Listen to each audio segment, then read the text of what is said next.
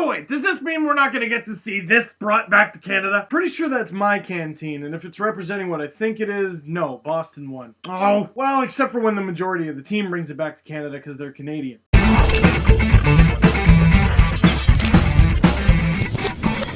Congratulations to Boston on winning their first title since 1972. That's a long time ago. I mean, I can barely remember back then when I was -16. But after a thrilling 7-game series, lots of ups, lots of downs, Boston are the champions. They were a hard-hitting team, fast, skilled, and when a goaltender stands on his head like that, yeah, that doesn't hurt either. And I went to Boston earlier this year. The fans are crazy, and they absolutely deserve it. And Boston went without winning for 39 years. And the thing about 39 is it's less than 40. And the thing about Boston winning is that if Boston won, Vancouver lost. And with this loss, Canada will go yet another season without bringing home what is rightfully Canada's. And by the way, don't confuse that as me saying, oh, if you're Canadian, you had to cheer for Vancouver. Not true. You cheer for whoever you want. But all I'm saying is it hasn't been back since 1993. To give you an idea of how long ago that was, the youngest player in this series was born in 1992. And both teams had their inspirational stories. Timmy Thomas and everything he's been through, that's just inspiration in itself. Vancouver fans chanting for Manny Malhotra when he came back from a devastating eye injury. Nathan Horton cheering on with the fans in Boston even though he couldn't play. And Mason Raymond, body brace and all, cheering on with the fans in Vancouver. But when it was all said and done, after a 7-game series,